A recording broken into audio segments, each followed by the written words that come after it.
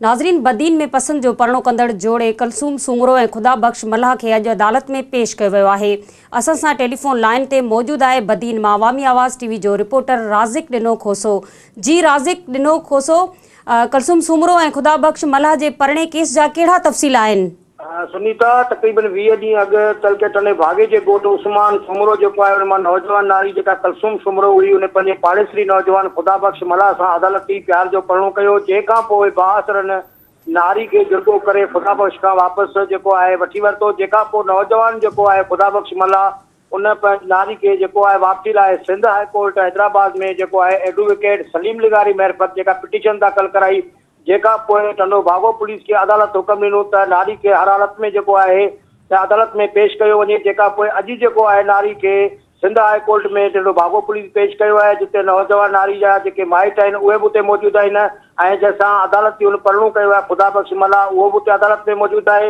हिन वक़्तु जेको आहे उते अदालत में जेको आहे पहिरीं ॿुधणी थी आहे, जंहिंमें नारी जेको आहे माइटनि सां वञण जो जेको आहे अदालत अॻियां इज़हार कयो आहे त माइटनि न वञा थी। जेका पोइ अदालत हुकम ॾिनो त जोड़े खे जेको आहे अलॻि मुलाक़ात कराई वञे, जंहिंखां पोइ ॿीहर मुलाक़ात कराई वई आहे ऐं कुझु ई देरि में जेको आहे ॿीहर अदालती फ़ैसिलो अचिणो आहे त नारी जेका आहे उहा कंहिंजे हक़ में बयानु ॾिए थी। हिन वक़्तु जेको आहे नारी सिंध हाई कोर्ट जेको आहे हैदराबाद में जेको आहे पंहिंजनि वारसनि सां गॾु भागो पुलिस बि उते मौजूदु आहे, पहुतल आहे। जी सुनीता, छा नारी अञा बयानु न ॾिनो आहे?